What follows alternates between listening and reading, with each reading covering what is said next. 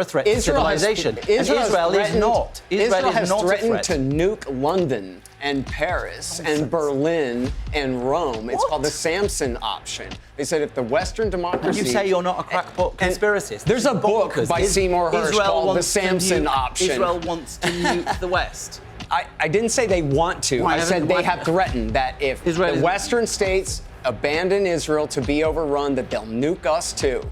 And I'm not saying that's always been the permanent doctrine, but it's called the Samson Option, and it was their doctrine at least in the 1970s. There's a book about it by Seymour Hersh. You can pretend like you've never heard of such a thing, but everyone else watching this can just Google up the Samson Option and read it for themselves. There is. One of the interesting aspects of all this is that I've asked repeatedly Israeli guests, pro-Israeli guests, why is it that as we talk about Iran not being allowed to have a nuclear weapon, why is it that Israel is consistently allowed and given a pass to never say whether it has a nuclear weapon or not? You know, I interviewed an American commentator on a show yesterday, and he said that Israel obviously has 170 nuclear weapons. Everybody knows that. I see it, but they've never admitted it. I know the answer to that question. I saw the... it's illegal for America to give aid to Israel if they're a nuclear weapon state that has not signed the Non-Proliferation Treaty. So they lie and they give this strategic ambiguity and pretend they don't know that Israel is a nuclear weapon state. That way, conspiracy nothing. It's the Glenn Symington law. It says it's illegal to give them aid if they're a nuclear weapon state that does not sign the NPT. Is that right, Jonathan? So my answer to the question would be that Israel's policy of nuclear ambiguity is what it's usually referred to. And you're quite right that most of the world assumes / knows about Israel's nuclear bombs. Has been, I think it was Shimon Peres who introduced the phrase, Israel will never introduce nuclear weapons into the region. It was this weird phrase that's meant to say, well, we're not going to say we've got them, that will be to introduce them. The reason for it, you're right, because it's one of those sticky things that you might wonder, why should Israel have them and not Iran? But basically, the answer is kind of obvious. It's what it sounds like, because Israel got the nuclear weapons to protect itself from basically a region which in every direction wanted to annihilate it since it was born or reborn in 1948. And has never used those weapons to threaten the annihilation of another country, as Iran frequently does. For example, the Islamic Republic of Iran does to Israel. They have a countdown clock in Tehran. They've even threatened Western countries. Why should Iran? Why should Iran be? Why should Iran have to be? Shouldn't have nuclear weapons. But just to be clear, why should Iran have to be completely transparent about its own nuclear aspirations? Because it is a regime which wishes to kill us all. Well, OK, that's your opinion. It's their opinion. They say it. But there are other... Death to America. There are other countries... to Israel, the great Satan, the little Satan. But there are other countries... In Tehran, but if you go to Russia or China or North Korea, vast swathes of the world don't agree with it, right? So the point being... What do you mean they don't agree that those are facts, that Iran says death to Israel and death to America? No, I didn't say that. Has launched... I mean, they are supportive of the regime that you detest, right? So my point being that there are globally... OK, but they're... hang on, Jonathan, right. hang on. This is your opinion. Yes. OK, that's fine. Well, that's what I'm That's fine. for. I'm saying... Uncensored. Of course. No, of course. Well, my point being, a lot of the world has a different opinion about Iran. Sure they do. Right? But I'm so my question... The point of my question... No, but the point of my question, why should we be compelling Iran to be transparent about what it has? Because if they have a nuclear weapon... But why is Israel not compelled to be as transparent? Because Iran signed the NPT and Israel didn't. That's why. Iran is actually obligated. Iran is, that's correct. Iran is obligated and Israel isn't. Would it not be a powerful... That's the first thing. Would it not be a powerful thing for Israel to say, in full transparency, I don't know. We have 170 nukes? Maybe it would, maybe it wouldn't. How do you claim to be a transparent democracy? Well, I'm saying, listen, you're not Piers, remotely transparent. I personally have not seen the nuclear weapons of Israel, and I personally is not something that I have personal proof of. Okay, but do you think they have them? Well, yes, that seems to be the received opinion. However, if it were some giant bluff, then it would be a magnificent one they've pulled off. That's not what I'm suggesting. I'm telling you that the difference between the two states. Why should Iran be transparent or stopped when they're not being transparent? It's because they are a threat to the West. They are a threat to civilization. Israel is not. Israel has threatened to nuke London and Paris and Berlin and Rome. It's called the Samson Option. They said if the Western democracy... And you say you're not a crackpot conspiracist. There's a book by Seymour Hersh called the Samson Option. Israel wants to nuke the West. I didn't say they want to. I said they have threatened that if the Western states abandon Israel to be overrun, that they'll nuke us too.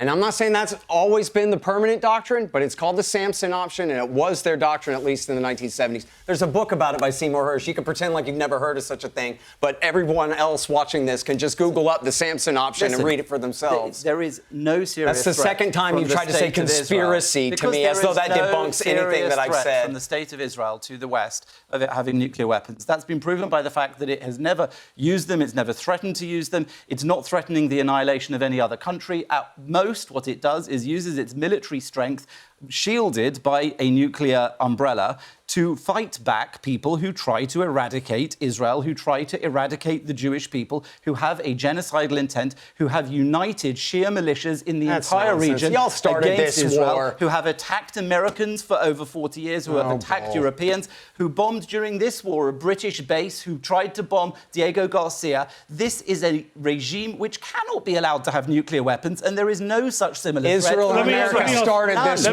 Let me ask point of information. Let me bring in Colonel Bob. The constant refrain we hear from the IDF, or people talking about the IDF, is they are the most moral army in the world. You were a colonel in the British Army, as my brother was. Is the IDF, from everything we've seen in the last few years, the most moral army in the world? No. I don't suppose any army is the most moral. There are always people that do things wrong.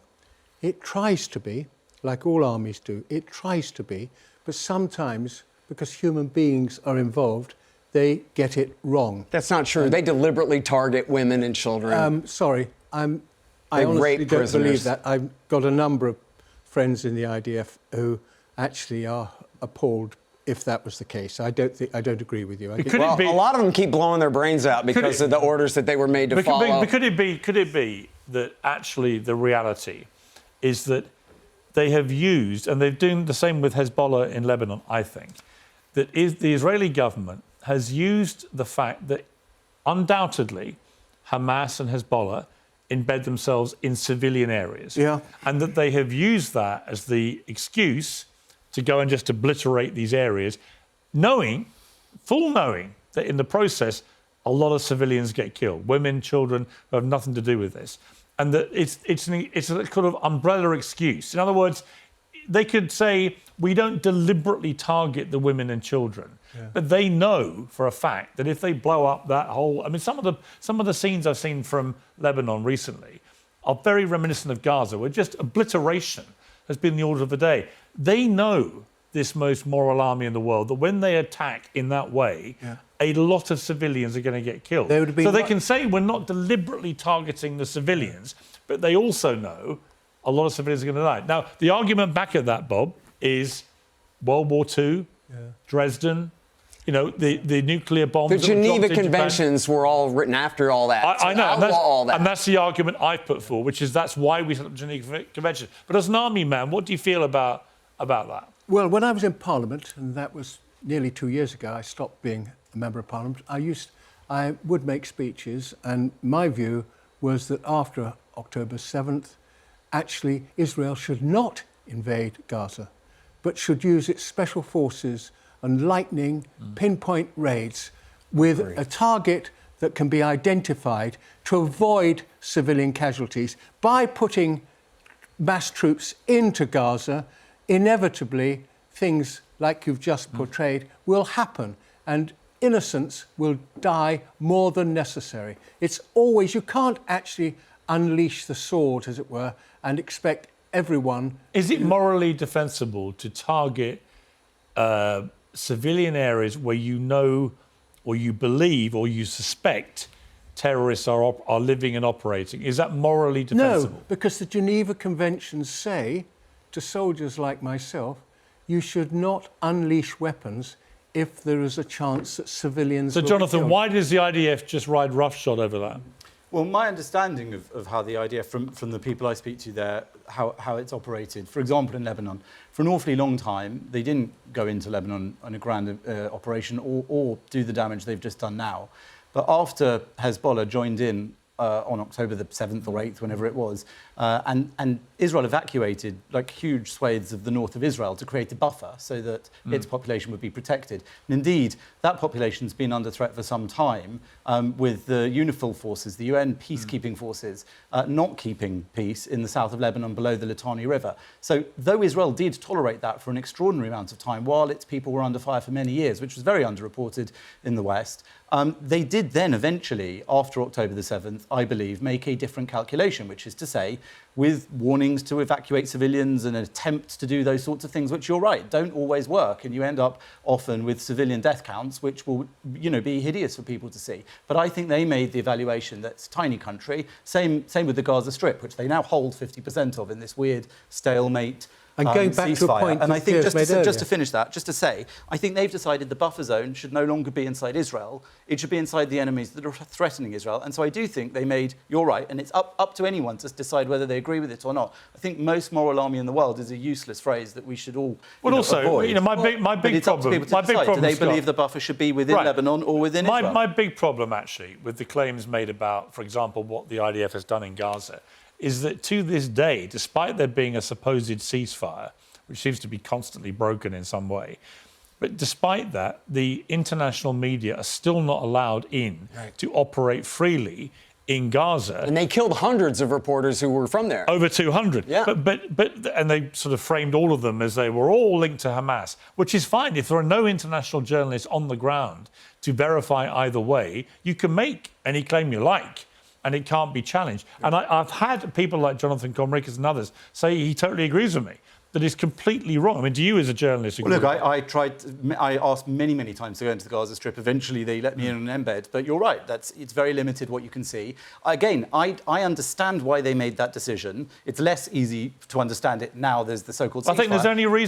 one reason they're doing it. That's where you and I do disagree. They don't want people that's where you and I to do see. disagree. I would say that may be part of it. I would agree. But I'm not sure that's the only reason. But I think there is part of the reason. I think also the other part of the reason is that they believe that the war is still ongoing in a different status. And it sort of is, because both sides, as you said... Well, no, they shouldn't, but you're the one that said it. Both sides are constantly breaking. I know a lot of guys who fought in Iraq and Afghanistan who are absolutely outraged every time they hear the Israelis pretend that they follow the same battlefield procedures as our army guys do. And I don't know all the exact numbers, but it's like the most civilians that you can kill to get medium value target or a high value target is 10 or 20, something like that. Obama's the last example I would use. Well, that's my point. The US killed many people in drone strikes under Obama. It's not true that there's such a massive distinction in each army evaluates. The drone strikes are 50-pound Hellfire missiles, is what Obama was doing with the drone strikes. He killed a lot of people in double tap strikes. It's nothing like the 300-to-1 type ratio